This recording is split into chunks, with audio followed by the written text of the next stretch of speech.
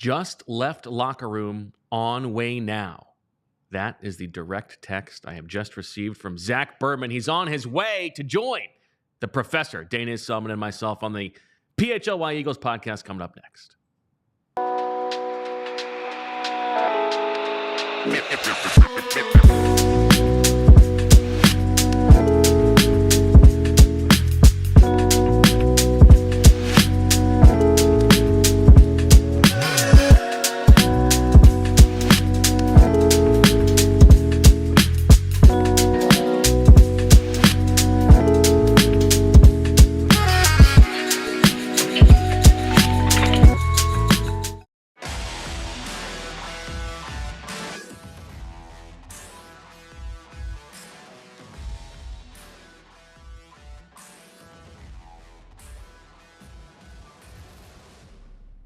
Hello, everybody, and welcome to the PHLY Eagles Show, presented by Bet365, where it's never ordinary.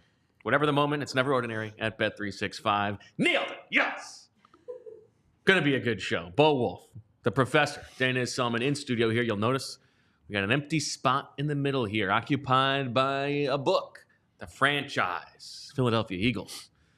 A curated history of the Birds, well, maybe somebody else will be joining us in the middle there as we get going. But until then, let's get down to business, Deniz. How you feeling about this Bucs matchup?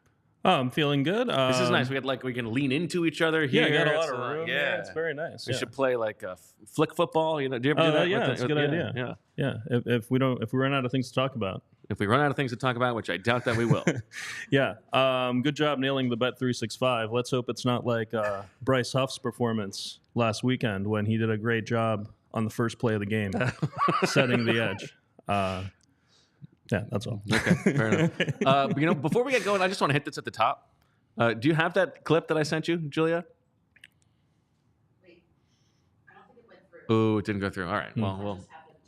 Oh, dang. Okay. Bryce Huff-esque yeah, there we go. Second play. Yeah. Best host of about the to city. get benched. Whiffs. Yeah. Play number 2. Okay.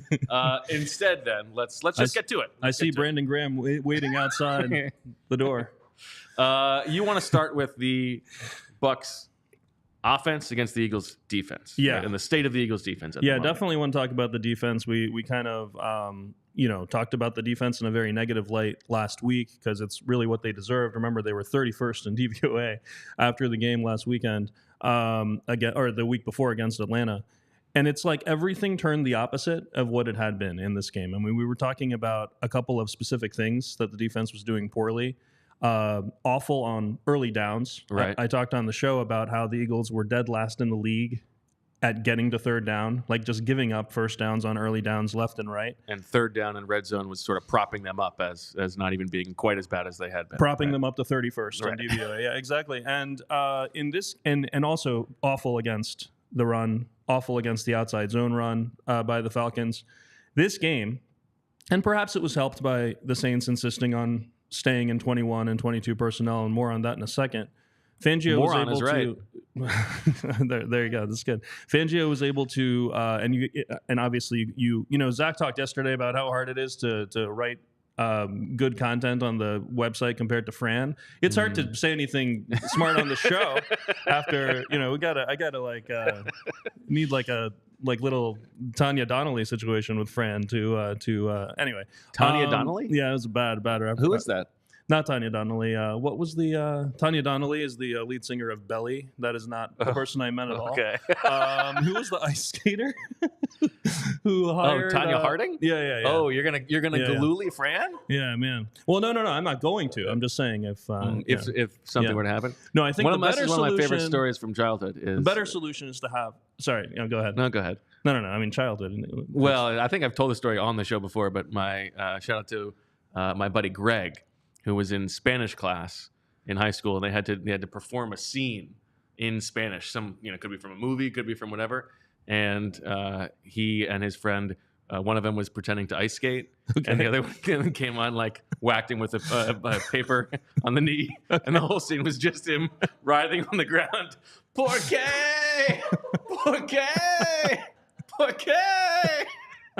which has always stuck with me. One of my favorite things. Oh man, that is great.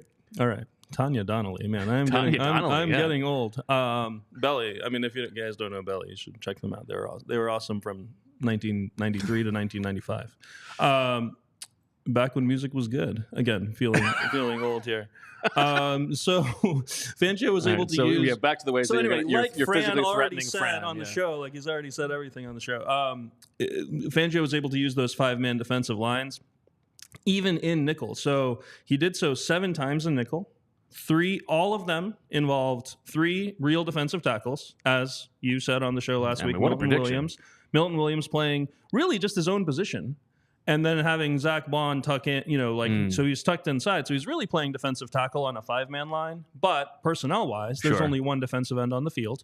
All 7 times that defensive end was Brandon Graham. More on Brandon Graham in a second.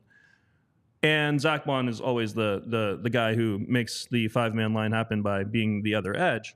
13 times in the game, he used 6-man defensive lines. Okay. That's with Zach Bond adding as a 6th when they're in base. So that is 20 total times in the game where the defensive line ends up having one more person on it than the personnel would suggest. And you could tell that was something that really worked, against the Saints' run game. It wasn't just getting those numbers out there. And if you think that the 4-man defensive line wasn't good stopping the run before, it wasn't. Right. We don't know if it was good in this game, because guess how many of the Saints' 27 runs in the game came against a 4-man defensive line? 2. 3, but it may as well be 2 because one of them was a coward's draw on 3rd and 22. And the other 2 were both on the last drive, so kind of like a 2-minute situation. So basically all 3 were situations where they probably should have been passing.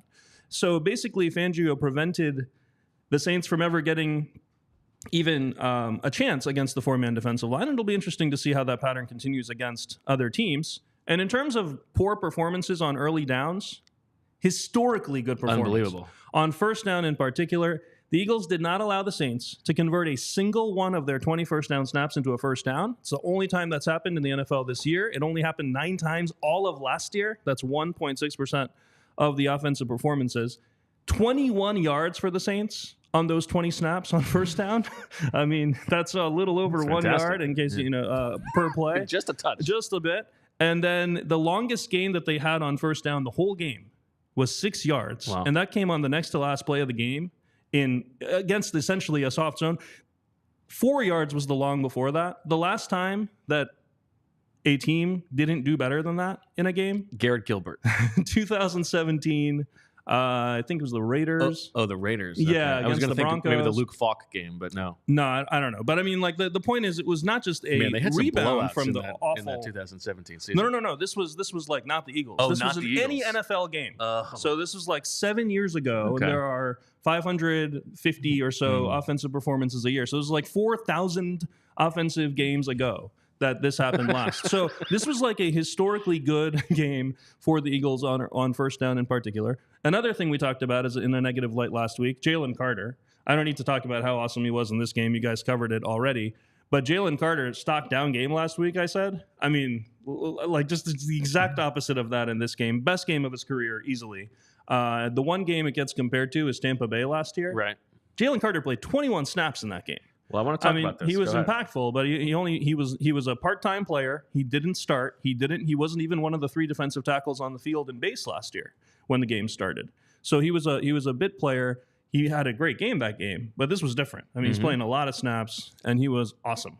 He is playing, and we talked about this, what to expect. He's playing 80% of the snaps through 3 weeks. That's a lot of snaps. Yeah. We were wondering if it was going to go up to the Fletcher Cox level. It's gone beyond It's gone above that. Yeah. He was at about around 50 last year, and we were thinking, I think Howie said, maybe it creeps up to 70, 75. Right. He's at 80 right now, which is wild. He's got to be late to some more meetings and miss the first drive. I know. Just to get they haven't played a ton of snaps total on defense, so if you look at just pure snap count relative to the rest of the league, he's 11th among defensive tackles, which is not crazy. Still Christian Wilkins, that guy is unbelievable. Yeah. But something to monitor as we are monitoring the Saquon Barkley usage is just how many snaps Jalen Yeah, Carter's we talked played. about Christian Wilkins and how much Fangio played him last Right. year. You said he's still at the He's top? still number one. Yeah. Okay, so maybe it was just him. Right. Yeah, he just doesn't. He refuses to come off the field when they call his number. It's maybe. him and Max Crosby are 1-2 among all defensive linemen. Those Right, two guys and just- for a defensive tackle, you would think you would need even more. I don't Right. know. I'm not sure which one is. I've Now, never do played you either think, one. But. and we've been sort of poking around at press conferences with Nick Sirianni about this, like the, what is the key to getting Jalen Carter motivated? Do you think you take some credit for that, giving him a stock down performance? He was watching the show and thought like he I had hope- you pictured. I hope so. We know that Jalen Carter is emotional. We saw him at the end of the game. That was awesome, by the way. The 2 thumbs down. I heard So people. good. I heard people kind of making fun of him for that, like, because it's like such a little kid thing to do. Right. But on the film, you can see that on the Johnny Wilson drop, the entire Saints sideline is doing the 2 thumbs Really? down. So he was reacting to that. Oh, So I love it's that. the Saints players on the sideline after the rookie wide receiver in his big moment drops the pass in a huge situation in the fourth quarter, 2nd and 16, big time spot there. And the entire Saints bench is doing the 2 thumbs Look at down. you So grinding the Jalen film. Carter noticing that from the other sideline and then getting his revenge at the end. So that was awesome. So good. Yeah, that was great. Having to be held back by Dom and Clint Hurt. So good. I get so much from watching the film. I love it, but that was my favorite. I think that's the moment. best insight Oh, you've easily ever the given. best. Yeah. Well, thank Now- you. Okay, now I see that Fran is in the chat, so let's play this this clip that we do have, Joey, if you don't mind. From him. Fran, little background, got his start in the media in the early 2000s, covering football in the fantasy world. This led to that. He became the head video guy at Temple University, where he worked with Al Golden and eventually Steve Adazio. Chose to walk away from Temple in July of 2011 and eventually became a seasonal employee for the Eagles.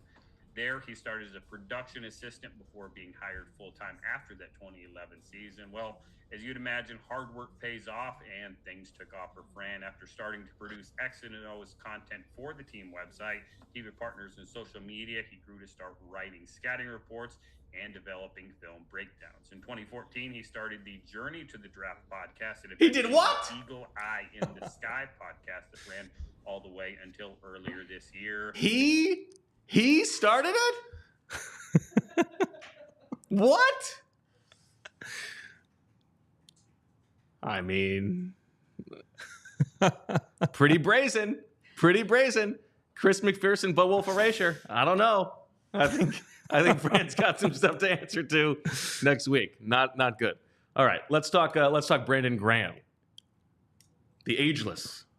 Unbelievable. Unbelievable. I mean, Brandon Graham was incredible in this game. I mean, we can talk about like Bryce Huff and how bad he was, just played 18 snaps and all that.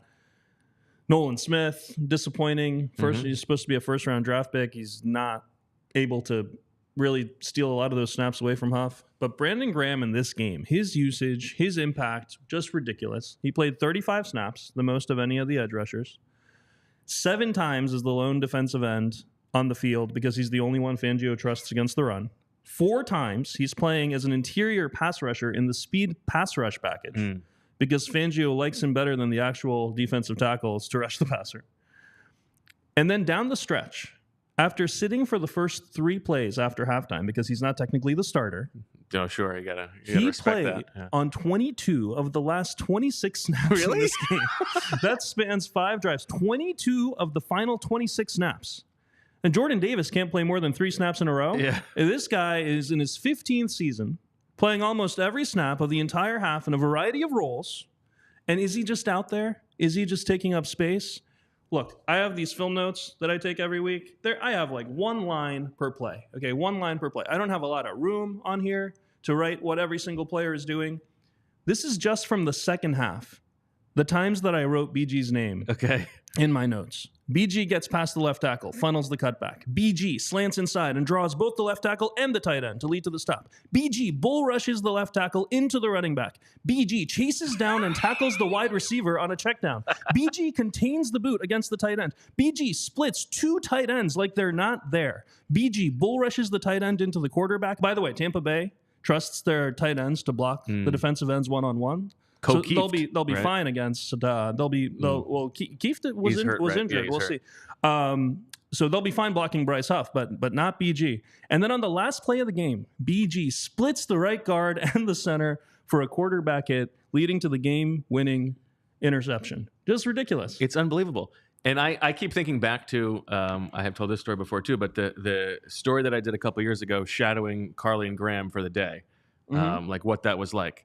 Yeah. And that was the day, that was the game, that Saints game where Josh Sweat gets, that scary neck injury, right? Yes. So BG has to play way more snaps than he was expecting to play. I think, and I looked it up, it is actually the most snaps he's played in the last 3 years. But then he's with his family on the field after the game, and they're all celebrating. It's like, your boy is tired. Like, he was wiped. Like, that he had to play that many snaps. And now he's almost playing that many snaps, like, close to a weekly basis. It's nuts. It's crazy. I know he was talking in the locker room this week about how he's possibly going to think about playing next year when he definitively says he wasn't before. Let's calm down a little bit. Yeah, sure. It's been 3 games. I'm like, there's a lot of things we got to calm down I'm going to knock on wood here because the opposite of what we were talking about happened in like everything last week. So let's hope that that's not the case with him. But yeah, just awesome. And it's so fun. I mean, like for a player like him, I mean, if he was like a second-year player, you would say like, what a great first-round pick he is. Like he's awesome. Like, it was totally worth the pick. And he's in his 15th year, and we can say like, what a great first-round pick he was. You know what I mean? Like, just unbelievable. Awesome. Now, on the flip side, you said we could talk about Bryce Huff. Oof. Are you harboring any hope? Last week, I said I didn't want to talk about Bryce Huff, okay, and then I talked about him for a long time. This week, I'm just going to say I don't want to talk about him. Okay. Like he's got to earn the right to be talked about. That was god awful. Limiting explosives. Explosives, yeah. So Rashid Shaheed was killing people deep in those other games. He had no catches in this game. Really good job. Good combination of pass rush. Again, we talked about Jalen Carter, Brandon Graham doing great in the pass rush, but also really good usage of the safeties by Fangio in this game. Starting with the typical 2 high. Basically, the decision tends to be, are you staying in cover 4 where they both stay high, or are you rotating to cover 3 where one of the safeties comes down towards the flat? I thought in a lot of situations this week, and thanks to True Media, I have access to the charting of whether PFF thought it was cover 4 or cover 3. There were so many plays this week where you couldn't really tell if it was cover 4 or cover 3, and PFF was just flipping a coin. Like, they were calling half of them cover 3 and half of them cover 4. And the reason is because the safety rotation, typically from Reed Blankenship, shout out to Zach, by the way, for asking Fangio. How did you feel about this answer? Was it a good enough answer? He didn't give a lot there. Okay. I think he was a little surprised by it. I feel like if he had preparation, he would have a better answer. He said, sometimes we've done left and right, and now we're doing this. We think it's best. He said it wasn't necessarily going to stay that way. By the way, what we're talking about is what's your speculation here? Go ahead. Reed Blankenship is playing more to the boundary, and CJ Gardner-Johnson is playing more to the field. And what that typically means is that Reed Blankenship is the one who rotates down on those safety rotations, and CJ ends up in the post. In this game, there were multiple plays where the Saints are running their typical kind of digs, crossers, overs that they had been killing people with. Usually it's Olave. Shaheed's running the deep route. Olave's running the inbreaker, where Reed Blankenship would do like a half rotation, where it seemed like maybe he's supposed to rotate all the way down, but instead of doing that, he was waiting halfway for that crosser to come to him. And there were multiple times where it came right to him. Carr didn't throw the ball for that reason. It ended either in a sack or a check down or whatever. And then you can see Reed Blankenship just like celebrating after the play, like that he was able to eliminate that route. So I thought it was a really good job of eliminating that, because that's a route that's hard to eliminate out of either cover 3 or cover 4.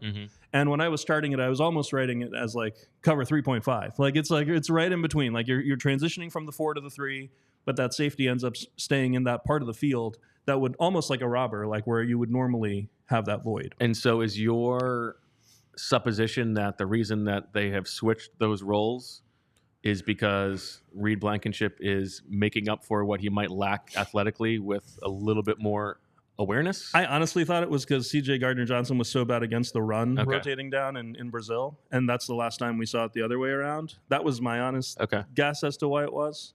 And it doesn't always end up with him at the post, but yeah, I don't know. In man coverage, a lot of times Reed ends up in the post. We saw the interception on the last play. He was in the post, for example.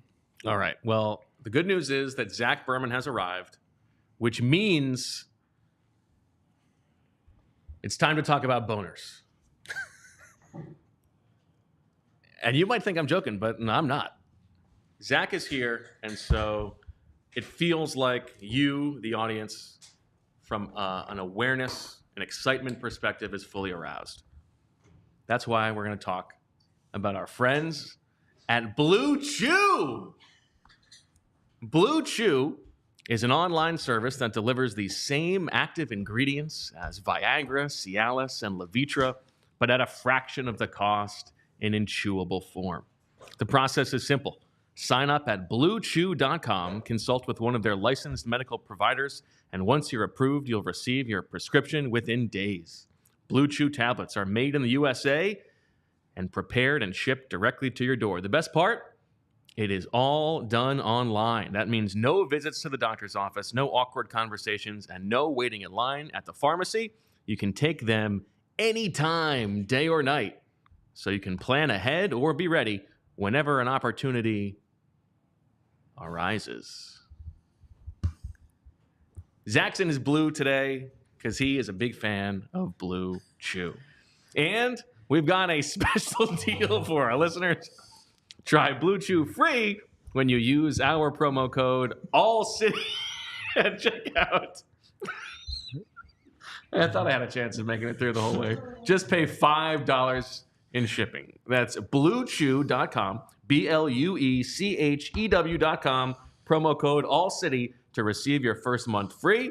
Visit bluechew.com for more details and important safety information. And we thank Blue Chew for sponsoring this podcast. Now I can also tell you, speaking of, you want to hop right in? Sure. All Happy to right, do go it. ahead. Oh yeah, I thought I was doing an ad read because it's important that I tell everyone about Z-Biotics. And the reason is you know my co-host here, Bo, loves a good night He wants out. to get it back. That's why he wants to do this. No, he enjoys. You know, when he goes out, he goes hard. And Speaking of hard. And so that's why I had to prepare. I want to tell you about this game-changing product that Bo uses before a night out with drinks, and it's called pre-alcohol. Let's face it, after a night with drinks, Bo does not bounce back the next day like he used to.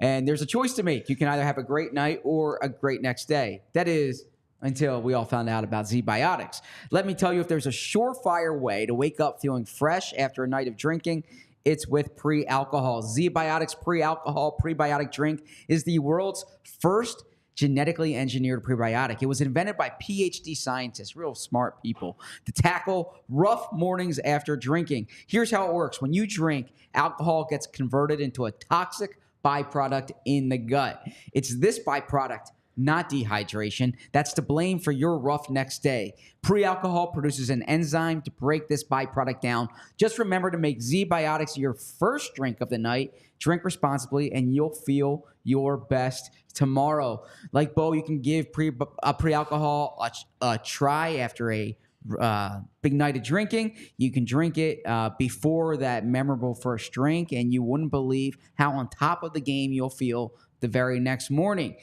I keep hearing about pre-alcohol and wondered what it was actually like. Now that we've tried it, believe the hype. And with their GMO technology, they will release different products that help address toxic byproducts of modern living in the gut. Go to zbiotics.com/PHLY Eagles to learn more and get 15% off your first order when you use PHLY Eagles at checkout. Z-Biotics is backed with 100% money back guarantee. So if you're unsatisfied for any reason, they'll refund your money. No questions asked. Good to see you, Zach. Great to see you. Great to see Professor Selman. How was your commute? Quick. I was listening to I called my wife to say hello. And was thinking about the show. Was just listening to an interview that I did on the way over here, just to make sure that, in case you said, what scoop did you get? I was actually not working for the locker room scoop today. I was waiting out A.J. Brown. So does that mean you've come without a scoop? Well, I want to call it a scoop. I mean, this is more like when you go to an ice cream shop and they give you the taste testing. Okay, right? That's not a scoop. Yeah. That's like the little spoon. And like Larry David says, you can't abuse it. You don't want. You know, when I go, my wife loves frozen yogurt, and she'll like taste test like 4 of them. I'm like, you're violating the rules. What do you think is the high? 3? No, I think 1. Oh, I think 2 is absolutely. You think you can within... do 2 taste tests? Yeah, because if you don't like the first one, I feel like you can so go then to you a go. second. So you taste test the exotic flavor, and if the exotic flavor is not to your liking, then you go with the staple. I think the limit is how many different things you're going to have in your actual order. Interesting. So okay. if you're having like the medium with 2 different flavors, I think it's okay to taste 2 things. Yes. Yeah. Now you should probably order one of the 2 things you tasted in that. So Otherwise, it seems like you're. I think if you go to the second, then you are sort of beholden to at least ordering one of the 2. Like if you're tasting the tiramisu and the strawberry cheesecake, and then you order vanilla, yeah, exactly, like 2 scoops of vanilla. That's not cool. The violation is if you taste test and then you don't get anything, and you're like, nah, I'm good. You can't. Do that. I mean that's borderline like jailable. So unless you're in like That's outrageous. 7th grade or something. Yeah. So Cooper DeJean was. Now hold on, this is exclusive. I just want to be clear. Cooper DeJean is with the Eagle. Is the punt returner this week? Cooper DeJean is with the Eagles. You heard it here first. Breaking. Cooper DeJean's the punt returner this week. The Eagles had Darron Sproles in town working with Cooper DeJean. He worked with him the past 2 days. Okay. Showed him some new techniques out there. Cooper DeJean has great admiration for the fearless punt return style of Darron Sproles. But Sproles and Cooper DeJean have been working together this week. That's a good little preparation of Cooper DeJean going this week. But yeah, were you guarded around other people to get that done? No. I was around AJ's locker because I want to talk to AJ. I needed to chat with Brandon Graham about something real quick. I shook Brandon Graham's hand, but it was right after the he applied body lotion or whatever. Okay. So my hands smell like Brandon Graham's body lotion or hand lotion, whatever it is, and it's a really strong smell. So what does it smell like? Like probably like a cocoa butter type. I would guess. All right. And, now we're talking. So I Pop some Blue Chew. Let's get going. So I tried going down there to we have hand sanitizer by the elevator. That did not suffice. That's why you popped in there. I popped right into the bathroom to wash my hands because there's a very strong smell. Yeah, but maybe that's the key to his ageless wonder. Yeah. So, but yeah, he extended his hand and shook the hand about something, and then, anyways, but I was mostly waiting around AJ and Lane's locker, and the reason I should say I was waiting around AJ and Lane's locker is that AJ Brown was. Did you mention this at the top of the show? No. Well, go ahead. AJ Brown was back at practice today. Now we don't know how much he practiced, but this is the first day he's been out there since the injury occurred. He was stretching, so and then we get kicked out on Fridays once because they get right into the team drills. But he was in helmet and in uniform. So this is going to be interesting to monitor. Also, Lane Johnson out there in helmet, working out. Saw Lane in the locker room. Lane's not permitted to talk right now by NFL rules because he's still in the concussion protocol. But the fact that he was out there means that he was in he's in stage 4 of the 5-step protocol. So the only thing remaining is being cleared by an independent neurologist. Presuming that happens before he gets on the plane tomorrow, I imagine he'll be good to play this weekend. Well, and it brings up a super chat from Real Time with Prince Blue, who says, you smoked Sirianni with your question today of will they fly? All right, so I want to clarify this. And it wasn't they, it was Lane Johnson specifically. Okay. I didn't ask about DeVonta. And Nick Sirianni thought I was trying to trip him up, and like finding a different way of saying, are they going to play? And that, look, I have too much respect for Nick to try to circumvent, Right. If I wanted to ask, I was specifically asking. Right. I'm not trying to trick him up there. I was asking about this specifically because in theory, you could be everything except cleared by the independent neurologist. But if you're waiting, if you're waiting until Saturday night, let's say, to be cleared, that would have to happen down in Tampa by an independent neurologist. So the reason I asked is because there have been occasions, I believe, where someone has not fully been cleared, travels, and gets clearance down there. So I asked because I know if you asked about DeVonta or ask about Lane specifically, he says I can't comment on the concussion protocol. So I wanted to know, is Lane going to fly? Because Lane is clearly farther ahead in this process than DeVonta. Now I did see in the chat. I don't want to upset you here, Zach. but- AJ's talking? No. Oh, worse. shoot. Dave Zangaro already mentioned on his podcast that Darron Sproles was working with Cooper DeJean this week.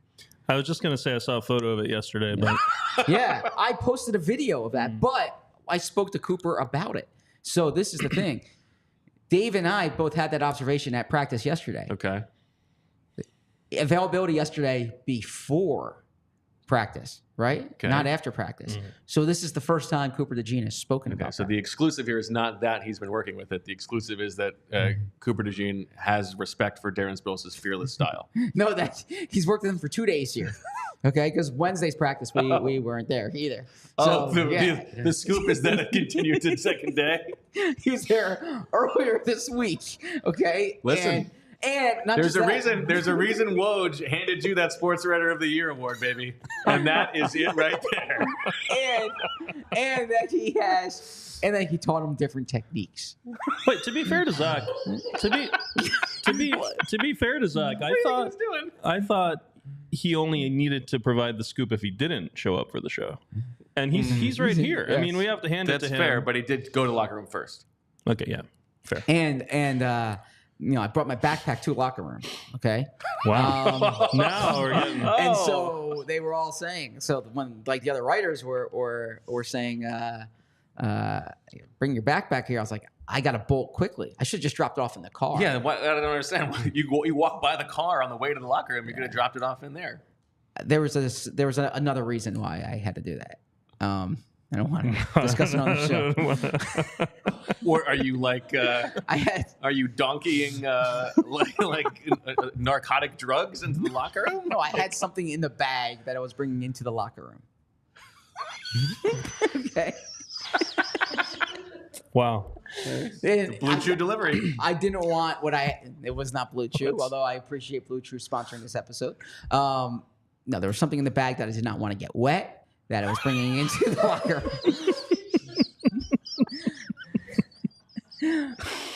Okay. Oh man.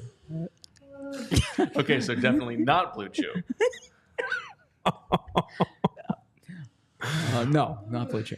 Not Has Blue Chew called yet, Julia? Did they actually They watch said the have show? fun. They said feel free to have fun. Okay. We have another super chat quickly before we get back to the matter at hand, we and have that Professor is Sullivan here. from Chase Daniel Plainview. Does Darron Sproles hate Britton Covey? So Britton Covey and Britton Covey and Cooper DeJean sit next to each other at meetings every day. I mentioned that on the other show.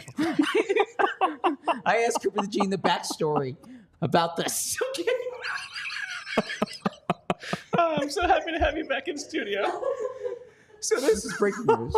This year, if you want to know why Cooper DeJean sits next to Britton Covey every day, like, did the coaches tell Britton to do this? Did Cooper actively seek out the Eagles punt returner? Is it segregated? Yeah, because I did not consider that. Because I asked Michael Clay. Michael Clay said it happened organically. But, like, for instance, Darius Slay's locker is next to Quinyon Mitchell. Darius Slay specifically asked for that, right? Or it was assigned that way. Cooper DeJean walked into the meeting one day, and it was the only seat open. And he sat there ever since. So that is the exclusive backstory for why Cooper DeJean sits next to Britton It's a Covey big scoop. in That's meetings. No, Sproles and Covey like each other very much. Yeah. I mean, we don't know that. Yeah, it was an oversell. No, well, I mean, you do talk to people behind the scenes sometimes. Okay. Right?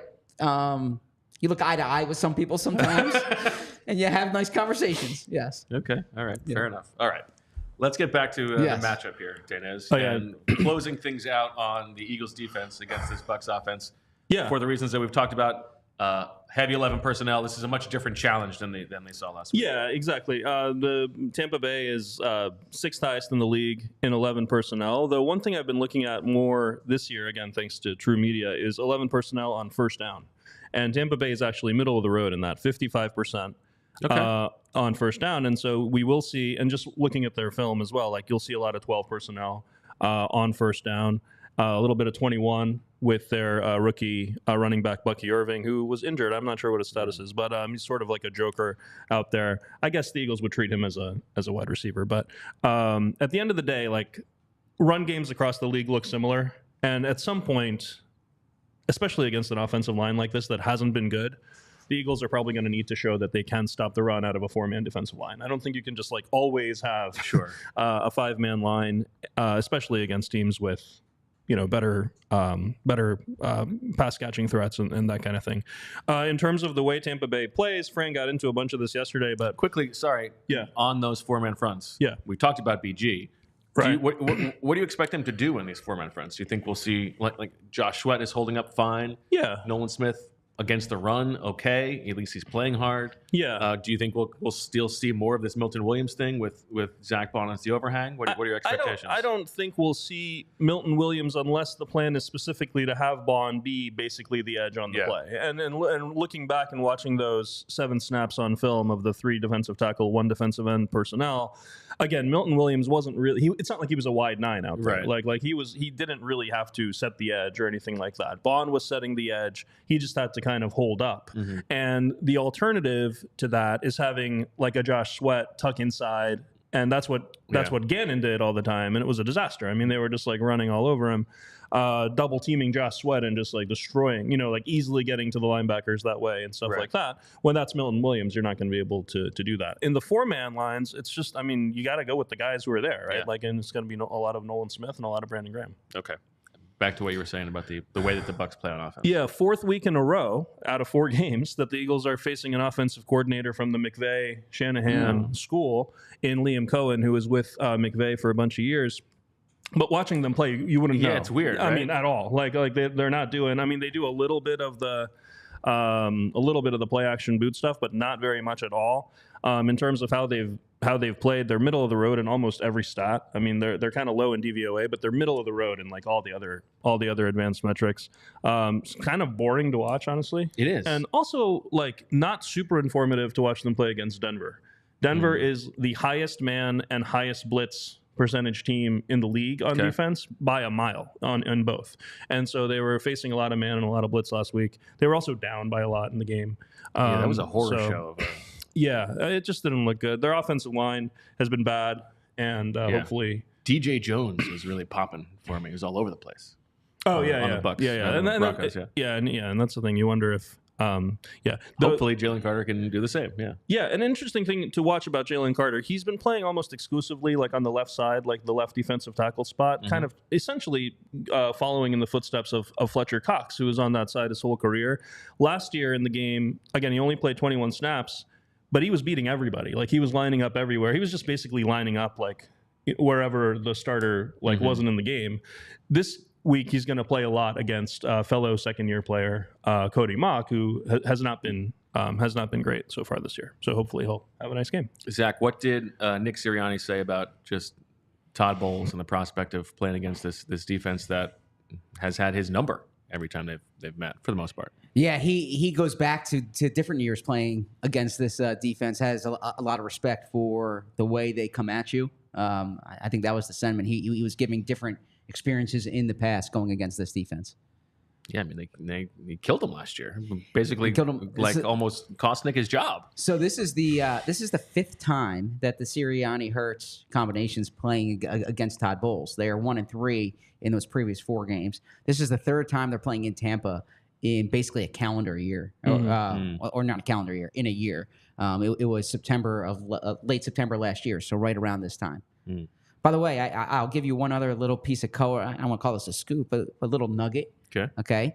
So Nick Sirianni, we spoke last week about Nick Sirianni being in the locker room. Nick Sirianni was not in the locker room today. He was right outside the locker room having an important conversation with someone.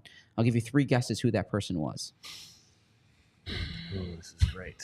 I love this. Now, the way that you said person makes me think it's not a player. And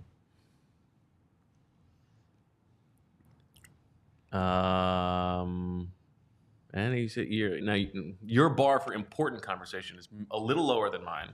Yeah, it was not like a laughing it up conversation. It was, it was more like, no, it wasn't. It was like I wasn't eavesdropping, but it looked like a football conversation, like football people talking about football things. Oh, football conversation. Okay. John Ferrari. No, that's the assistant GM for those wondering. Alec Halaby. No, that's the other assistant GM for those wondering. Last guess. Or are you both taking 3 guesses? Julian Lurie. No, that is the director of strategy for those wondering. That's the owner's son. Yes. What gave it away? I'm going to go... You want a hint? Yeah, sure. He's a member of the media. Tom Brady. No, No, why no, would that- he be here? Why would that he would be have here? been Yeah. that would have been a scoop. I would have tweeted that out right away. Trust me, that would have been. because he's not allowed. So Yeah, that would he's have not allowed in the facility. I'm sure. Yeah. I don't know. Tony Dungy. No. Last one. So I'm going to tell you. You give me the Jason initials. Kelsey. Jason Kelsey. The two of them chatting. Yep. Outside the locker room. Wow. And you didn't get. I feel like you could have done some eavesdropping there.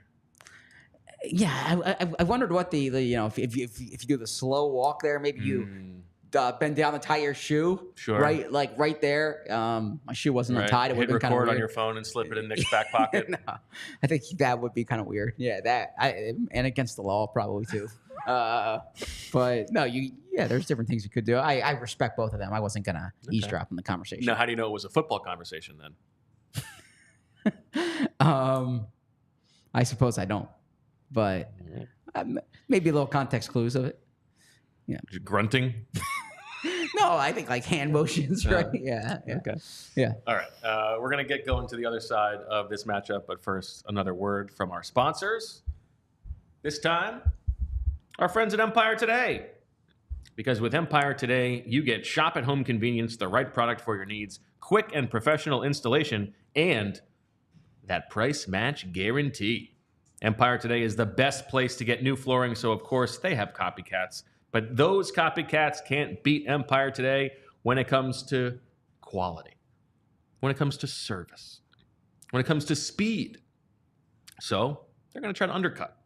They're going to advertise low-quality products that the good folks at Empire Today and their high standards simply would not carry. Empire Today will not promise the lowest prices because anyone who does that is putting flooring in your home they wouldn't put in their own. Empire Today. High-quality product, high-quality people. Schedule a free in-home estimate today. All listeners can receive a $350 off discount when you use the promo code PHLY. Restrictions apply. See empiretoday.com/PHLY for details. And I want to tell everyone about Ace Hardware Home Services, because if you have a leaky pipe at Ace Hardware Home Services, they're just around the block with everything you need to fix it, including the person doing the fixing. If you have an air conditioning issue, there's a person for that too. If there's a faucet that you said you'd fix last fall and it's already this fall, well, they have a person for that too, because now they're not just the helpful hardware folks. They're also the helpful home service and repair folks, from plumbing to heating and cooling. We've got the trusted pros, and keep your home humming all year long. Ace Hardware Home Services are bringing you helpful home, the helpful you love, from the store now to your front door. Visit Ace Hardware Home Services online at www.acehardwarehomeservices.com to get you started on your next project. All right, Deniz. Let's talk about the Eagles' offense against this Bucs defense. You want to start with the passing game and some of the things they did last week, given what the Saints were taking away. Yeah, to follow up on our conversation last week, we both kind of said that the passing game looked a bit stale against Atlanta. It wasn't as fun to watch as it had been against Green Bay. And one of the reasons for that is Atlanta is such a heavy zone team. And we said on the show that against the Saints, you expect to see more man. You should see more rubs, crossers, things that were fun. And boy, did we see that, right? The two of the biggest plays of the game came on that mesh concept. And in terms of looking forward a little bit, with no AJ, if AJ Brown doesn't play, and no DeVonta Smith pretty much clearly is not playing. It was interesting to see after DeVonta Smith got hurt, so in the late part of the game, some of the things the Saints were doing. So on that 30-yarder that Fran discussed in detail on the show, the mesh play, this was the one-handed catch one. Yes, the fourth and whatever it was. Yeah. That one wasn't fourth down. The fourth down's a different one. Yeah, I'm going to talk about that as well. Sorry. But the 30-yarder that came on the field goal drive, the missed field goal drive on the one before. Saints are playing man coverage with two spies dedicated to Jalen Hurts and a three-man rush. I'm not sure if that was just like a blown call. Normally you don't see that. But they clearly were concerned about Jalen Hurts getting out of the pocket. That was a clear concern that they had. The other clear concern that they had was Dallas Goedert. I mean, like, they were dedicating double teams to him. Fran talked about this a little bit. The 60, the long reception, the 61-yarder, whatever that was. The most important play in Dallas Goedert's career. Yes. Zach. Well, yeah, other than the, Yes, I swear agree, I was at a Super Bowl where Dallas Goedert was making ridiculous That's what I said. highlight catches. Like, what are we talking about? It was week 3. All right. Thank you. Sorry. I know the Eagles lost that game, but I mean, anyway, those last two pass plays of the game, Dallas Goedert is being double teamed by 2 of the 3 safeties that they have on the field, and they're only rushing 3, and they have a spy. So, like, I mean, Dennis Allen and Todd Bowles are not from the same exact school, but they both have similar kind of exotic defenses given the situation. And it was interesting to see Dennis Allen's approach to this. He was like, let's make sure we keep Jalen in the pocket. Let's either spy him or mush rush him. They were doing that the whole game. And let's double team Dallas Goedert in man coverage. Now, calling man coverage on 3rd and 16, kind of questionable. Jim Schwartz would never, and then that's because, of course, you can get picked like we saw they did in that game. Tampa Bay is not going to do that. They are, what are they? 16% man on dropbacks. That ranks 29th. And they are just 23% man even on late downs, and that is 30th. So they are not a team that you're going to expect to see play a lot of man. So we're not going to get as much of those fun man beaters that we did last time. A lot of zone blitz with Todd Bowles. Okay. So which of Goddard's Super Bowl catches? The one on the sideline that they reviewed for some reason. It was like a clear, obvious, the 17-yarder on 3rd and 14. most obvious catch ever that they reviewed for like 30 minutes. That's Yeah, fair. that was. And they finished with a field goal on that drive, right? Look, I mean, okay, I'm just look. If you're only going to go by the result Zach. of the game, like You can't just go by the result of the drive. The importance of the play in the moment. I mean, That catch was an gave awesome- the Eagles an exponentially more higher chance of winning the Super Bowl than the one on week 3 did. A 61 That's yard, the point of the a game. 61 yard on 3rd and 16 when you are losing. I think every play of the Super Bowl is like almost as important as a whole game of the regular Okay, season. all right, fair enough. I mean, we don't need to go down that rabbit hole. Yeah. In this game, who is it going to be if they take away Dallas Goedert, right? So that's a question. Other than the 3 guys who were left on the field last week, Jahan Dotson, Johnny Wilson, Paris Campbell, you've got John Ross, who's almost definitely going to play in this game. Do you think that if the Eagles have to elevate somebody, if A.J. Brown doesn't play, that it will be John Ross for the practice squad? I think the reason they brought John Ross back is because he is the veteran. He was here during training camp. The other 3 practice squad wide receivers, Kyle Phillips, Danny Gray, and then the receiver from Georgia, Jackson Rosemary Saint? Yeah. Well, yeah. Something like that? Something like that. Marcus. Marcus. He, Danny Gray. yeah, none of them were here Kyle during training Phillips. camp. I do want to say, though, let's not rule out the possibility that A.J. Brown plays, because A.J. Brown's I think he's pushing to play, and we'll see what happens. Well, I mean, there is obviously such an enormous difference in this Exactly. game. If the Eagles have their best player on offense versus if they don't. If people are wondering why A.J. Brown went from like almost definitely not playing to suddenly practicing today, it's because he learned that John Ross was assigned number 38. The uniform number 38. Now, technically, you are eligible to catch passes if you are wearing 38 as a wide receiver. But functionally, I'm pretty sure there's a 15-yard penalty for poor taste on every time you target a guy wearing 38 playing wide receiver. So John Ross, fatal flaw to play him. That's why. I also, it's funny to me that like John Ross in the Eagles' mind is not worthy of a practice squad spot, but if they need a guy to play in a game, then he's better than the guys who they have on the practice squad. Yeah, I think like the value of him knowing the offense from the summer is much. I think he was the Josh McCown like Zoom wide receiver. He practice was squad. functionally on the practice squad. He even was though at home like waiting for the call. Like in case you actually Do you think need he was somebody sitting to in on play- Zoom meetings?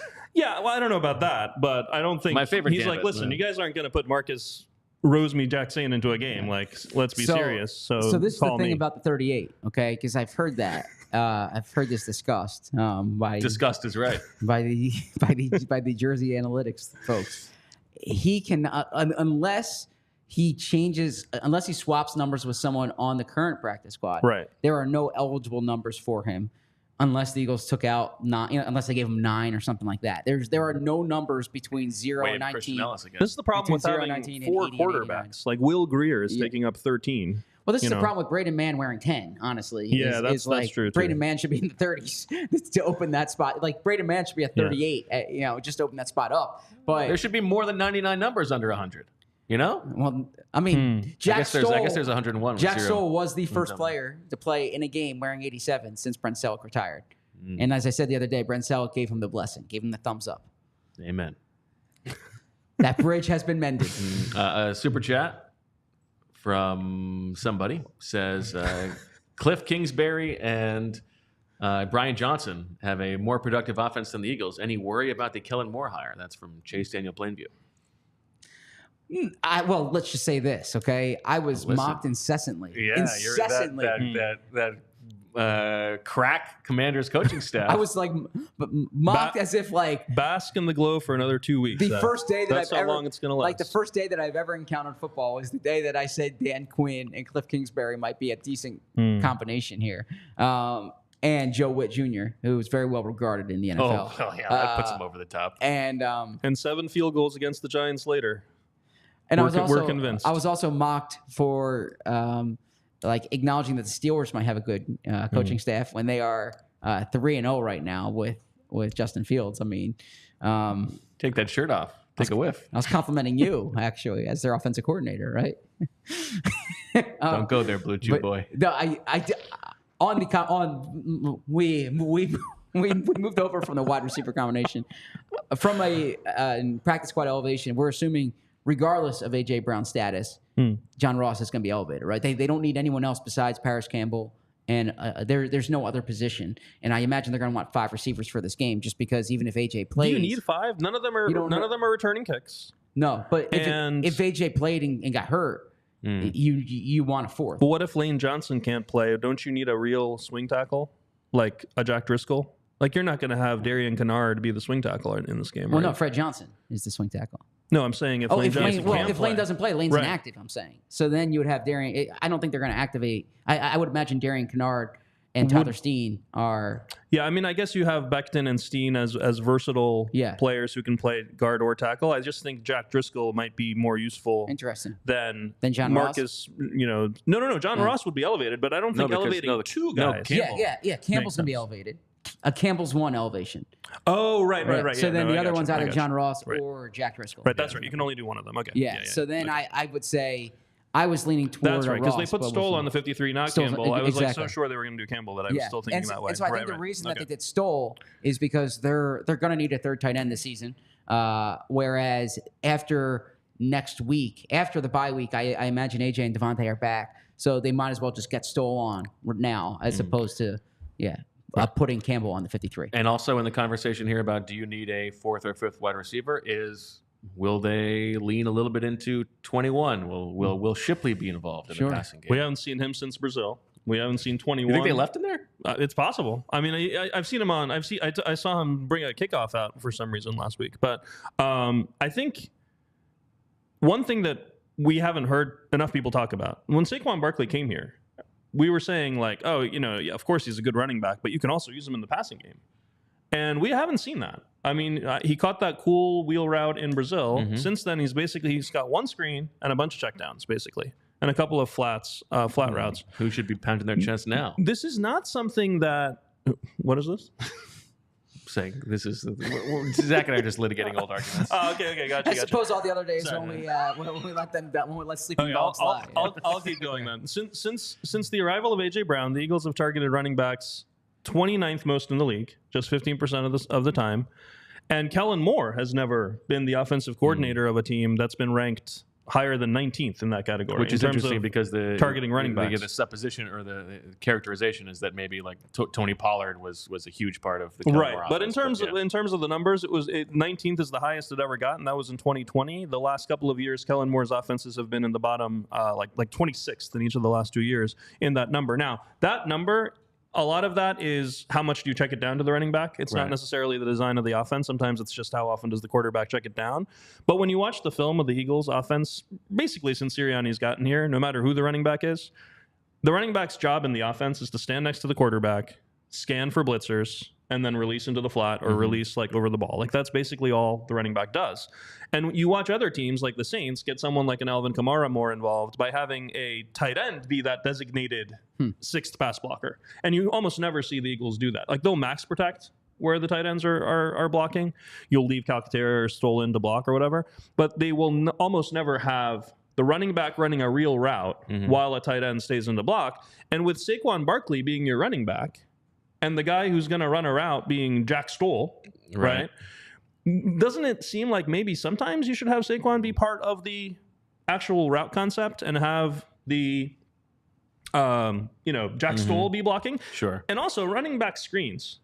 I mean, you have to be old It's like crazy. me to remember the Eagles. Yeah, this was using their running calling back cards. screens. Like under Andy Reid, Yes. it was so fun to watch, like Brian Westbrook, Shady McCoy, like running those running back screens, the elephants on parade going down the seams. It was awesome. And with all the athletic offensive linemen that have been it here, is interesting. we haven't seen this. I mean, we've seen a lot of bubble screens to wide receiver with Quez Watkins blocking or whatever. We've seen tight end screens. Hardly any running back screens. There have been like 2 this whole season with Kellen Moore as well. So I it'd be remember nice poking to see around a little about more this, of that. like why they don't do this anymore, and the answers come back is just that like to do it right, you take so much time. It's like a the opportunity cost of making sure that that's good means you're not spending enough time on other stuff, which I don't know that I buy. I was gonna say maybe we can have a segment on the show where I ask Fran questions like this. So going one theory forward. that I've heard toward that, and please dispel it if you think it's not valid, is that IT. okay is that RPOs can sometimes run counter to screens, like in terms of what the assignment would be for both the O-line and the running back. You're going to the line with the possibility of a running play or a passing play, and just the way you would have to deploy the O-line and the running back in a screen situation is difficult to do if you're going to the line with an RPO. Does that add up? I mean, yes, on the RPOs, but Yeah. they run like 5-6 RPOs a game. Like, what about the other 55 plays? You can't call a running back screen. I do think that aesthetically, a well-executed running back screen is like the coolest play. in Oh, it's football. awesome! Yeah. It is so pretty to watch. It's just the best. I could say perhaps they don't do it because of the threat of an illegal man downfield penalty, but they have that yeah, that covered already. yeah. Since you mentioned RPOs, And by the way, Fran covered that in his article on allphly.com. What did Fran The cover? thing's like, I think I might be the only one interested here, but it was good. Tanya Donnelly. So the RPO, since you mentioned it, that same side inside zone bubble RPO, they ran it 3 times in the game. And this is another fun thing. When you watch the film back and you see that they ran the same play in the first half and it didn't amount to anything, they ran like a bubble screen to Jahan Dotson for like 6 yards or whatever. And then they ran that again, and he handed it off for 4 yards, and then that became the 65-yard touchdown to Saquon that won the game. Just kind of fun to see that play. They're going back to it for the 3rd time in that big situation. Where are you guys at on Jahan Dotson? Underwhelmed so far. Well, I just but- like there's so much focus on Bryce Huff being a bust. They gave up a 3rd-round pick for this guy. I know Yeah. he hasn't been here Yeah. quite as long, but he's not doing anything. And to buttress your point, there's opportunity without. They played 2 games without AJ. Yeah. Right. They played on that final drive. Yeah, like the They play of played- the game last week, though. Well, that's true. I give him credit there for sure. That's why I'm curious to see this weekend because Quez Watkins would have tackled that guy and gotten an OPI. I'm just saying. they need more from Dotson, and Dotson said, Dotson spoke this week. You can see this on allphly.com about the opportunity that he has. But I am curious to see. I have been underwhelmed. Nick Sirianni said that what they really like about Jahan Dotson is his hands, his ability to catch the ball. But the ball has to come to him to really catch it. I mean, he had 2 targets this past, or he had 3 targets this past game. 3 targets, 2 catches. Really wasn't doing much there. And like half of his targets have been those bubble screens. Yeah, Jahan Dotson said. Pretty low bar if your favorite thing about a guy is that he has hands. Jahan Dotson said the best part of his game is his ability to decipher defenses. That he's really good at navigating the field there, and that he can play each receiver spot. That's what he said. Eagles Entertainment, which by the way has been falling apart since Fran left. I mean, they're posting locker room scrum videos with no sound on YouTube. Get out of here. You guys are anyway. Since Bo left as well. Sorry. Well, I don't want to longer ago. Yeah. But they had one of those unscripted things last week, and they The role meeting, right? yeah, that was crazy to me. Like, Nick Sirianni is talking about everybody's role, which I know he loves to talk about, and he always talks about. He has that role meeting every year. And he's like, this passing game runs through AJ, DeVonta, and Dallas. Like, he says that all the time. And then he's like, Saquon, your role is you're our first, second, and third down back. And then at the end, I don't know why they left this in the final edit. Jahan, we're happy you're here. Like, it's crazy. Like, go watch the unscripted thing. That's exactly what he said. He said, Jahan, we're happy you're here. And then he said something like, we'll figure out your role as we go, or something like that. Well, that's because the meeting has... You brought him in to be the third wide receiver. You play 11 personnel more than half the time. He's going to be on the field. Like, how can you say, we're happy you're here? That's your role. In his defense, the meeting occurred once Dotson got to the building, right? Yeah, but you knew he was going to be ahead of Paris Campbell on the depth chart at that point. Yeah, that's true. I mean, that's true. By the way, Nick doesn't share anymore the origin of that meeting, because I don't think it goes over as well anymore. Go ahead. The origin of that meeting, he got it from a conversation with Doc Rivers. And I don't think Doc, when he first introduced that when Doc was the coach at the Sixers, and gotcha. The approval rating wasn't that high then, but it wasn't what it was at the end. Now, I was worried it was something even more untoward. Yeah, I was a little worried. I mean, the Sixers show is going on right now, and they probably don't want. Don't switch over just yet, but you can in a little bit. Make sure you become a diehard. Hit that subscribe button, all that good stuff. This is so fun. I miss being in studio. We miss having you here. Yeah, seriously. I miss saying Joy. We've got more to go. Yeah, we're not done quite yet. Marathon session. Yes, let's talk. We've talked a little bit about the big blitzes. Yeah. Talked about it yesterday with Fran. The Eagles have not seen them much at all this season. No. Only 6 according to the True Media charting. Yeah. We expect them this week. How do you expect them to do? Yeah, well, we saw a couple last week. It's a big difference. We can get a little bit of an indicator from last week. Early in the game, in the play that Fran discussed at length yesterday, when Alontae Taylor got there on the nickel blitz. Later, they ran a similar blitz. And Saquon's on the field this time, right? Well, yes, but also, I mean, the one I'm thinking about was the zero out to Britton Covey where he broke his shoulder. Okay. But I mean, it was a great check down to Britton Covey against a very similar blitz. All the credit in the world to Britton Covey at his size for making it this far into his career before breaking his shoulder. That is true. Yeah, there you go. Really? I mean, his bones aren't more brittle because he's smaller. I mean, I think but he also has a way, like, he gets crushed. Yeah. Like, and he gets up quickly. I respect that about him. Yeah, you don't let him show you. What a tough SOB. Yeah, but for sure, his bones aren't more brittle.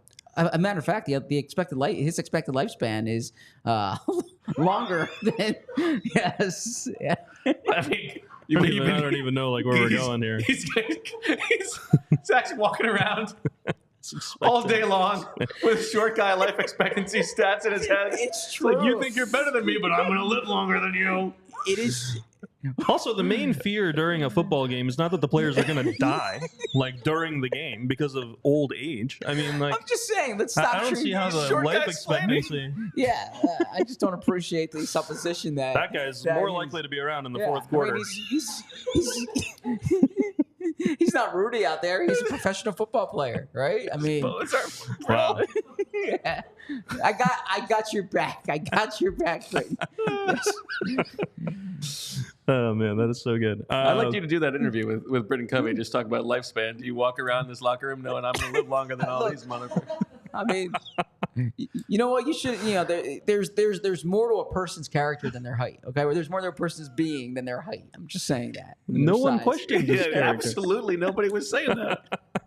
All right, let's keep rolling. They sent a bunch of overload blitzes where they brought 2 guys off the edge. It's hard to follow that up. And on one of them, it was the 4th and long one where it wasn't quite the push territory. Both Will Harris and Willie Gay rush from Jalen's right. It's a cover 0 big blitz. Eagles had 8 guys in protection. You'd think you'd be able to block 6 with 8, but they slid the protection completely the other way. And both of those guys were unblocked in Jalen's face. And it reminded me of Jason Kelce talking a few weeks ago. I don't remember if it was with Jalen on that ESPN thing or on the radio or whatever. He was talking about how when the quarterback makes the protection calls, and these are Kelsey's words. He said, even when he's wrong, he's right. I've been thinking about this ever since he said it, and it makes so much sense to me. Yeah, because he knows where the pressure is going to come from. He knows who's going to be unblocked, and he was very wrong on this one. I mean, there are 2 guys coming from his right, and the protection goes the other way. They have 8 guys blocking 4 guys. Right. It looks hilarious on film. 8 guys are blocking 4 guys, and 2 guys are coming free from his right. And what does he do? He hits the quick flat to Dallas Goedert on a curl flat concept to the side where the blitz is coming from to convert on a 4th and 1 where they're playing man coverage and the guy on Dallas Goedert starts in the post on that play, so he doesn't have time to come down. That is a perfect read of the play, perfect read of the coverage, perfect understanding of who's going to be open, and that is one of the ways to beat the blitz. You don't necessarily have to protect it correctly, just having that outlet. And Fran talked yesterday about how in the playoff game last year, Eagles are running 4 verts against these cover 0 blitzes, and no one's turning around. Right, exactly. And it was just disastrous. This year, overall against the blitz, Jalen Hurts is 5th in EPA per dropback, and he's 11th against no blitz. So he's been doing well against the blitz. But again, as we've talked about, he was good against the blitz last year. It was against the big blitz that he wasn't. And it's a small sample size of big blitz every year. Even with the Eagles facing more than anyone else last year, it was still only like 68 snaps or something. Big picture. Go ahead. Yeah, Jalen Hurts, as you would imagine, was asked quite a bit about the blitz this week. And what he said, and I should give Tim McManus has a nice story up about Jalen today. But he said that, I think I'm wiser, I'm older, more and more seasoned in some area, and I think that helps. And the different things I've learned with the new staff, talking about why he's prepared for the blitz this year. There you go. And he interrupted the next question to say the thing about the stuff. I thought it was interesting. Yes. He really wanted to say that part. Yeah, because I was asking the next question, and he interrupted. Now, do you think that is a... I didn't want to say it was you, Zach, but... Yeah, that's fine. Do you think that is like a shot at Nick? Is it a shot at Brian Johnson? Is it just a puffing up of Kellen Moore? How do you read that? Probably a credit to Kellen Moore, and I think maybe a little shot at Nick. I think, and it's also defensive himself. Exactly. Right. Exactly. Like I preached that we needed this. We got this, and so so that's why if you're reading between the lines, that yes and no answer that I spoke about on 100%. I had exactly the same interpretation as you, Zach. Go ahead, explain it. So when I asked him about like last year's game being personal, or like that memory when he said yes and no, I don't know I can explain why, but yes and no. I think it's because he kind of absolves himself from the way they played last year. I could be wrong in saying that, but that's kind of my interpretation. But in a sense, yeah. Whereas I think the playoff game 3 years ago, he really took that to heart, and you heard Tampa Bay saying this guy, he can't read this. He can't read it. Yeah. I think last year it was just like, there's no answers here, man. Help me. Yeah, I don't think he thought he had a chance last year. Exactly. Yeah. Big picture, Bucs defense. Now, their stats are tough because they've been missing Vita Vea.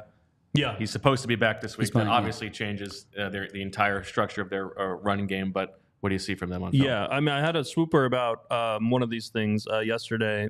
Todd Bowles sent 9 big blitzes at Jalen Hurts in that playoff game last year. Eagles were only successful on 1 of the 9. Correct. He also used a highly unconventional, and I cannot emphasize enough how unconventional this is for the NFL. This is like a thing you do in like 8th grade football. 6-2-3 defense with just 1 safety on the field and 6 real defensive linemen. It's so disrespectful.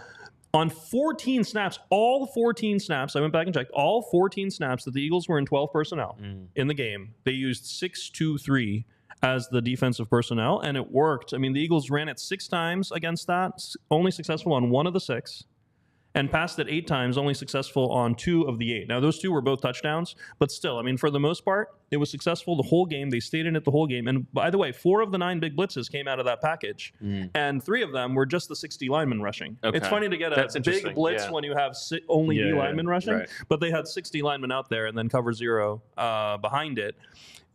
How often when you hear the word D lineman, do you guys think D line them? Never. But from now on, always.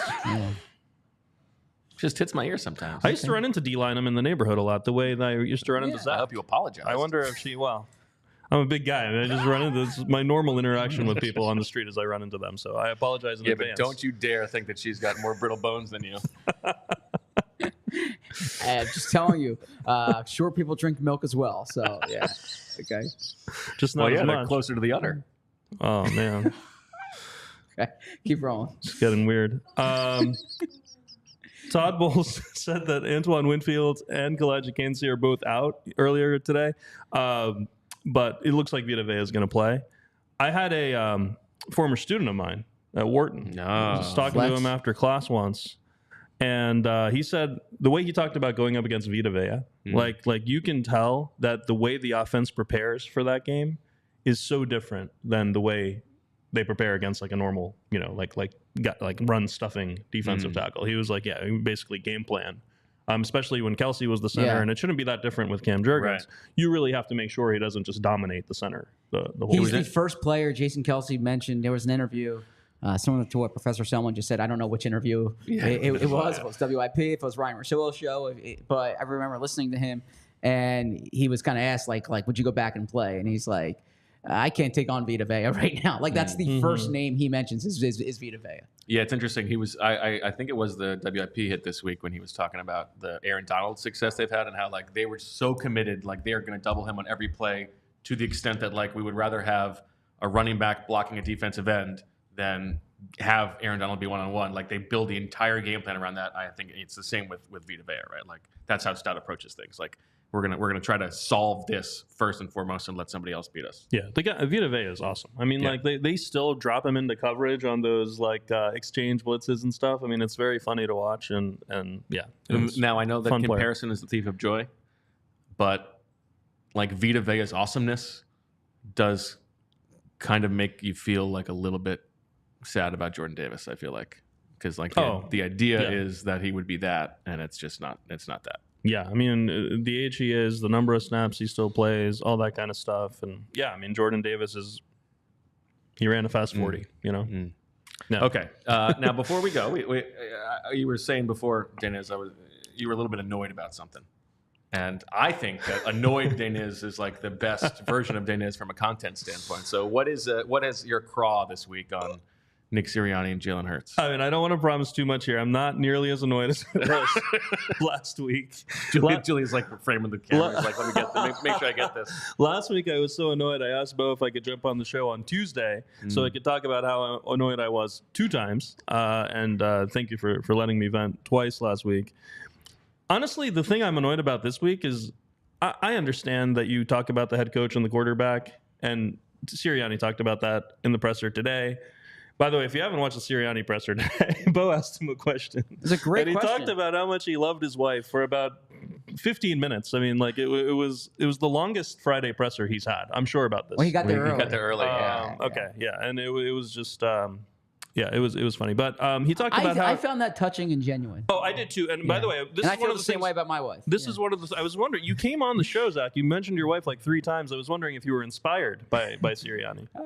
You were like, I called my wife on the car. I don't know that this is going to get to what you're talking about. But speaking of Nick Sirianni's wife, the analogy that he said the other day about like explaining his part of the like jumping in and making a play call every now and then as being like his wife telling him what turns to make as the front seat driver. Oh, yeah. Was, to me, in my life experience, the worst possible analogy he could have made. Because the only time I am guaranteed to get, like, just furious is if someone's telling me how to drive from the front seat. Like, that is the worst thing you can do to me. Absolutely. I'm like, you talk about anything else, don't talk about the driving while I'm driving.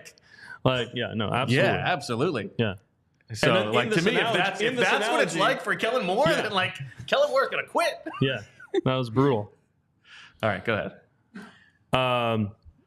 So I think that this week, a bit too much is being made of Sirianni. Like, I know it's a little bit of leftovers from the week before when he completely botched the end of the game against Atlanta and the team lost the game. Like, I understand. You have to talk about that. I was talking about that. I was really annoyed by that. And this week, the end of half sequence was horrendous, right? It was just god-awful. I mean, like, the fake tush-push on 4th and 1 with you only have one timeout. Like, all you're buying out of it is a shot at the end zone. A time-stressed, no timeout shot at the end zone when all the defense has to do is prevent the end zone. Well, that's why I imagine he called that play, because the theory behind it is you think you can score from there. Oh, I don't think so. They ran that play against Washington. First of all, it wasn't the first time they ran it. Like, they ran it against Washington. and actually scored a touchdown when they should have taken a knee at the end. I don't know if you guys remember that. But it was the same, basically the same play as that. And when explaining it Wednesday, he actually referenced scoring against Atlanta at the end of the half in 2021 and the Rams at the end of 2023 when they got the pass interference, like extra play, tush push at the buzzer of the half. And he said they could do it again. Again, anecdotal evidence, like just awful. Like why would you base it on that? Like to do I that don't at think that time. he wants to say publicly what happened on that play, but I don't think what happened on that play absolves them either, which is that there was a player error in terms of lining up incorrectly. Sure. And that they couldn't use another timeout because they can't call timeouts successively. But I don't think that absolves them from making a decision that I don't think was a sound decision. But he didn't want to throw the players under the bus there. But I think what happened there was they thought they had a good play in. Goddard wasn't lined up correctly, and that they had to run the play without him. Well, they don't. If Jalen Hurts recognizes that they don't have the right look for it, then you just take the penalty and kick a field goal. Good point. Yeah. That's a really good point. Yeah, right. It's fourth down. Like you can't play around with like. That's a really good point. You're right. And he should see that Dallas is lined up incorrectly and that it's not going to work. I mean, like I don't know. Whatever. If you know the play is not going to work because of that misalignment, then believe it or not, this was supposed to be the start of a defense of Sirianni. Okay, yeah, go on. I'm sorry. That's great. That's great insight, though, Zach. No, that is really good insight, and it did look off, and I'm very excited to go back and look at it again. But the other thing he didn't do this week, he didn't double down on that. Like he said, I know we have the whole thing about the driver's seat and like I made the call and all that kind of stuff, but he didn't say that. He kind of said he put everyone in a bad position and all that. I thought it was fine. I also thought it was the only tactical error of the game. And the WIP like type, attacks on Sirianni, like Seth Joyner, all these people, like they're going to criticize it every time he goes for it on fourth down and doesn't get it. And so they're criticizing the one in the third quarter where he goes for it and doesn't get it, which I thought was a perfectly fine. I mean, the play call was questionable. It didn't look like the best play to get a first down, but going for it in that situation was fine. I don't think you can just say, well, it's 3-0, and so, it's a low-scoring game. Like, okay, maybe to some degree you say that, but I don't think that just means you kick a field goal every time. Otherwise, you end up like the Giants last night. Like, you just kick field goals on every drive. I did think, and I said this to Anthony earlier in the week, I did think the 60-yard field goal was a fine decision, but it felt disconnected from the third down. The plays before it weren't. Yeah, exactly. It's the second down, too. I mean, neither of those plays looked like it was designed to get closer. Look, we all know by now, like it's been 3.5 years, that Sirianni can be a little bit of I don't want to use the word exactly because it's used in bad ways, but like he's a little bit of a clown, right? A little bit embarrassing. Little bit embarrassing. I mean, no, he is. I mean, like, I think you have to be open with that. Like, I think you have to be okay with the fact that he will say things and do things that can be a little embarrassing. The way that he was in Kansas City after the win last year, things like that. It's just like things that most head coaches don't do, right? And in a way, this year, we've talked about this. He seems to be looking for something to do. We were talking about your scoop with Darron Sproles earlier. I mean, last week, Nick Sirianni was catching punts before the game with Britton Covey. Yes. And it was so easy to make the joke, like, well, at least he's looking for a role for himself. And then, then Covey goes down. I was wondering if he'd put himself in. But at the end of the day, his team lost that heartbreaker at home. He had a 99% win probability and blew the game, in part because of a mistake that he made, whether he owns up to it or not. And then they had to turn around and play a game on a short week on the road against the team playing the best football in the whole league. And they were ready to play. Yep. Like on a play-by-play basis, 100%. They dominated the game and they were ready to play. The people who played poorly the week before, outside maybe of Bryce Huff, came back and had better games. And when you look at that and compare it to last year and the losing streak, completely different. That's true. I mean, the team was not ready to play after losses last week. Lost to San Francisco. They were not ready to play in Dallas. I mean, like that was not the kind of thing where it was like he got them ready to play. They rebounded from this loss. It just kept snowballing and snowballing and snowballing. And honestly, I was worried that was going to happen again, and it absolutely didn't. And the fact that this was technically a comeback win in the fourth quarter, people are painting this game as if it's like a miracle comeback win. The Eagles dominated the game. Like the part that was a miracle was that they needed a last-second touchdown drive. Like not that they got it, but that they needed it was the miracle in this game. It was buried in his answer today about Paris Campbell, Zach, about that, and it was two sentences that he said that I jotted down and I found it because it to me is like the thesis of Nick Sirianni's entire coaching philosophy. He said, a lot that we discuss probably is more about the X's and O's and not about the relationships, but I'm not so sure that the relationships aren't more important in a lot of the cases. And that is exactly the way that he approaches it, and that is why he is the head coach. I love that you pointed that out. You're right.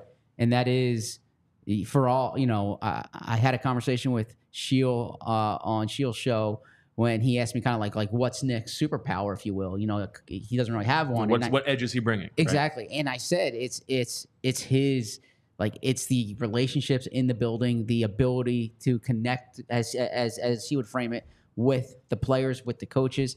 And the biggest shortcoming last year, in addition to the offense, was the fact that team didn't seem ready to play, that he didn't have answers down the stretch. And I think Deniz put it well in terms of their ability to rebound last week. I think Nick viewed that as a reflection of his coaching, and that's why he was so emotional in the post-game press conference. Now, the flip side to this is, I imagine you think Jalen Hurts is getting a pass.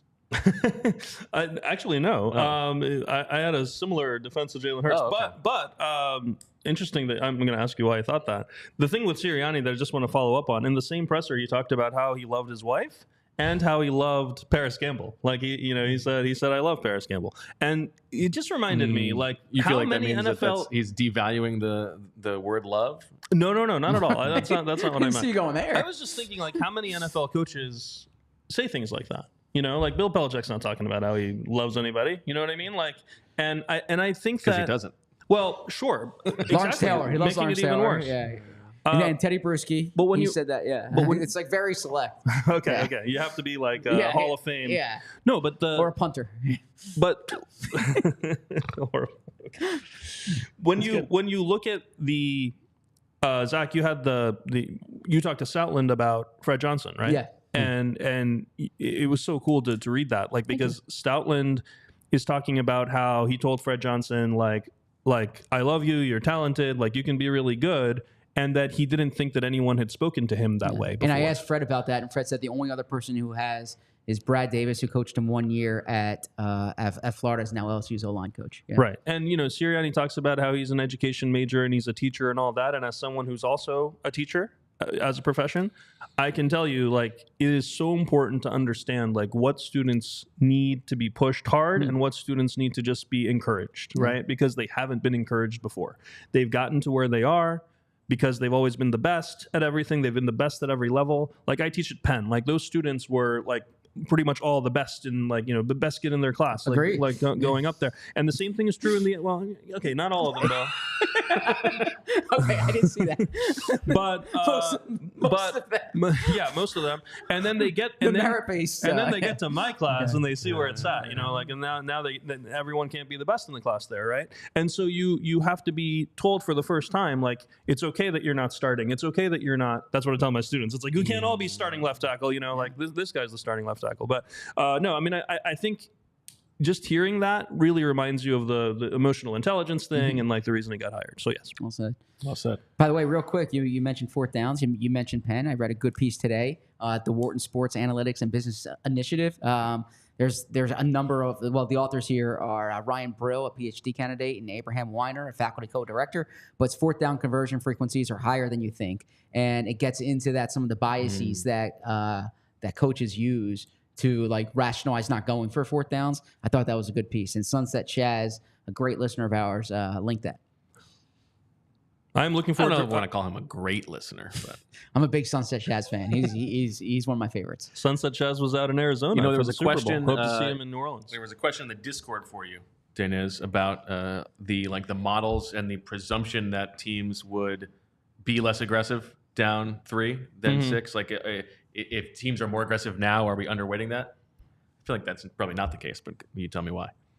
Wait, sorry. So underweighing which part? Being like the assumption that if the opponent is down 3, that they're going to be less aggressive. Is that too far based on, like, how things were in the past? Right, exactly. Interesting. That's one where I think the best thing to do would be to just look at the history of that coach.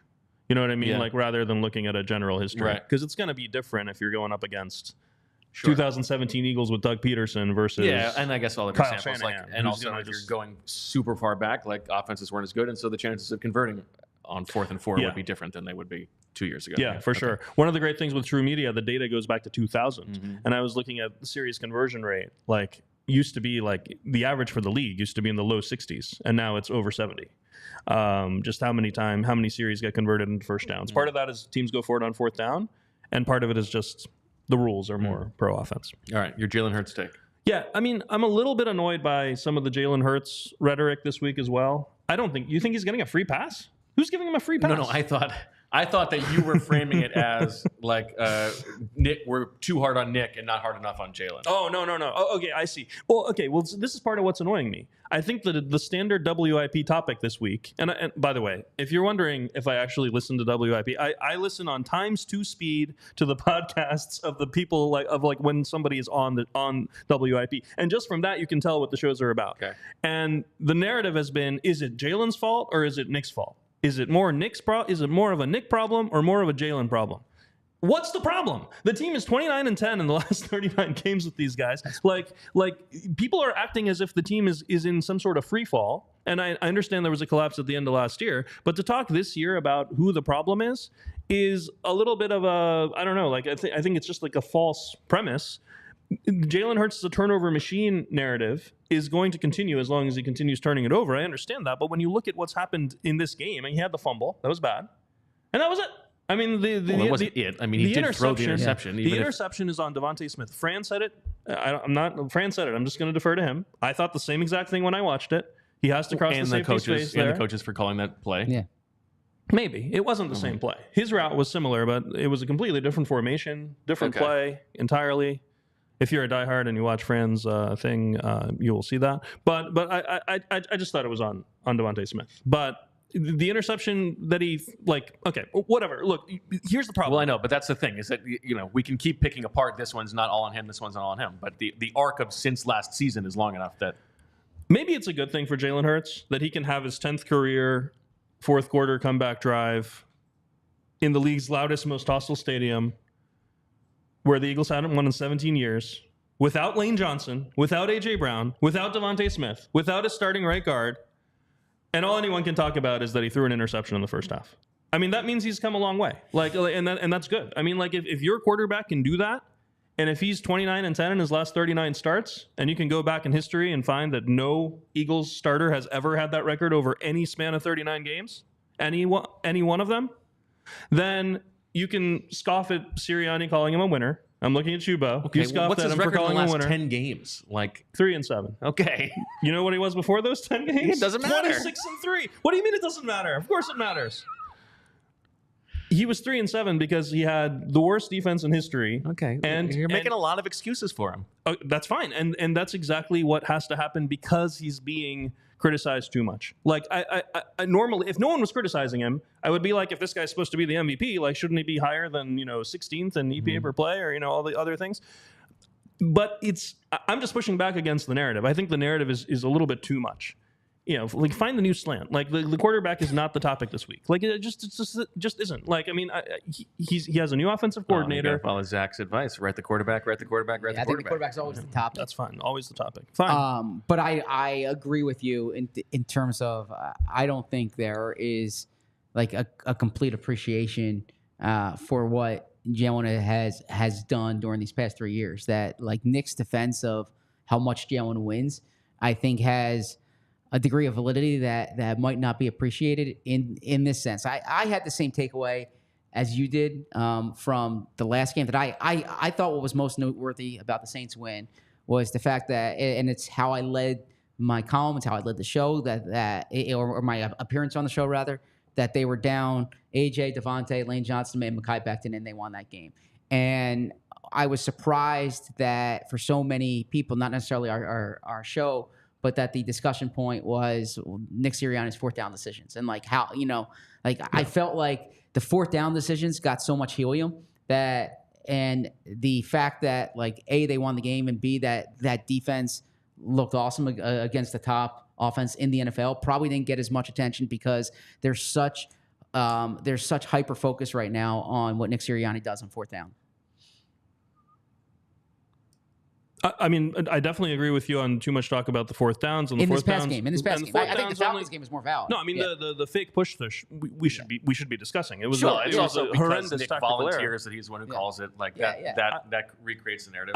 I don't consider that one to be a fourth down decision. That's like a clock management decision, and he's been bad at clock management at the end of halves basically the whole time. And so has Jalen. Yes, yeah. Jalen should have more awareness, and that's one of the things that I do get upset with Jalen about. I think the interception at the end of the Atlanta game, I agree with Zach that he did get a little bit too much of a free pass for that. That's a situation where there's enough time that you should probably just throw that ball out of bounds and live to see the next play. And he said so himself in the presser the next week that, looking back at it, I probably should have, done it. If you just step back and look, the chat's getting on me about talking about quarterback wins. I'm allowed to talk about quarterback wins if people are going to talk about quarterback losses. Like if people are like, oh, he's 3-7 in the last 10, who's talking about quarterback wins? I mean, like I just want to say, like, how many of those losses were with Matt Patricia running the defense? I mean, if you were the quarterback and you knew Matt Patricia was running the defense, you would also be throwing interceptions. Like, I mean, like because your only chance is to throw a touchdown on every pass. So I just think that for him to have the record that he does and the ability to win some of these close games that he does, while he's hopefully improving and all that. And also, it's not like he's historically a guy who turns the ball over a lot. Turnovers are kind of like sacks in that they're very rare, and so the turnover stat's going to be very noisy. You know that that's true for teams. Like, what do you do when you look at defenses from the year before? You look at which defenses got the most turnovers, and you say, well, they're gonna regress to the mean. It's not that different for quarterbacks. I mean, like I know you hate PFF. They have that turnover-worthy play percentage thing. Of course, it's completely subjective. It's just some guy in his basement like deciding whether it was turnover-worthy. He's always been very good at that metric. He's not getting a lot of luck from like dropped interceptions and things like that. He does have too many turnovers. He should stop turning the ball over. But I don't think it's like a fundamental flaw that's going to prevent him from, I don't know, like going to the Super Bowl and being the best player there. Like, I mean, which he did like a little over a year ago. I don't know. I'm just a little bit annoyed. Okay, you've made your point. And the chat's all been brainwashed by the mainstream narrative. It's fine. Oh, that's all right. What a show it has been. Yeah, it's fun. Full 90 minutes. Good to have Zach back in studio. I have bad news about uniforms this week. Okay, go ahead. Oh, sorry. Eagles have to wear midnight green this week because Tampa Bay's wearing white. In the Sirianni era, 25-6 wearing anything else, but in the midnight greens, 13-15. Ooh. So if you want to worry, don't worry about the quarterback. Worry about those midnight greens. And it's going to be sweltering. And the way that Raymond James Stadium is constructed is that the visiting team is in the sun, yes. the home team's in the shade, right? So they're is that's the forecast now? Is not rain? It's on Sunday. Okay. Like, I mean, my thoughts honestly are with everyone down there. I'm reading all the coverage, but it's the rain's supposed to get out Saturday, and then a little bit into Sunday. But Sunday's supposed to be one of those like, really sticky, humid, sweltering days. Nice. So I think it's supposed to feel like 99 at the stadium that day, and the Eagles are right in the sun at 1 o'clock. Now, Yeah. what are the plans for the Berman's big weekend? We're gonna get a nice steak dinner. We'll watch some college football. They'll be at the game. I will be covering the game. I hope. I'll meet them for dinner Sunday night. But yeah, they're going to be enjoying. Look, they're football fans. They're going to be watching college football. I imagine. They might place a bet here or there on some of these games. Bet365. Bet365. Although I don't think Bet365 is in Florida. But they can put their bets in here in Pennsylvania before they get on the flight. Have their spreadsheet of all their bets. That is the way to do it. Yeah. Okay. You have a crystal ball to go prediction for this game? Yeah. So honestly, the AJ thing kind of plays with me here because I was surprised the Eagles were favorites in this game. I know Tampa Bay's banged up, but I thought this offense was really going to struggle without AJ and DeVonta. I've been saying it all week. So I had the Eagles losing this game even as road favorites. Without AJ, I had this being a 20-17 game. But with AJ, I'm going to give them a touchdown, and I'm going to make this a 24-17 win. So, or I'm sorry, a 24-20 win. So I am going Eagles win if AJ plays, Eagles lose if AJ doesn't. All right. Can I do that? Is that permitted? Yeah, that's fine. Just because I think it cannot be overstated like how important 100%. AJ and He's the most DeVonta are. important player on the team. Yeah. Not the quarterback. And is there any chance just gamesmanship that he's a There is a chance. There is a chance that he's out there. They put him questionable. He travels with the team, and it's like, we're playing it safe. The bye week's there. There's also the thought that, which I don't subscribe to. I was speaking to some others about it. It's like, let him play. He can recover during the bye. But no, if you re-aggravate a hamstring injury, it becomes a 6-week deal, right? And so I think he only plays if they think he can play. But I have heard that he wants to play, that he's been pushing to play. I don't know if that's a reaction to DeVonta or just as it is. But I don't think he would have been out there today if there wasn't a chance that he would play. It would be very funny if we had the inverse this week of when AJ went down before the Falcons game, where like they put the entire game plan together without AJ Brown in mind, and he plays the whole game and they never throw him the ball. He's like a decoy. Yeah. He runs clear outs and catches one like- bubble screen. My hamstring, you didn't even throw it to me. Yeah.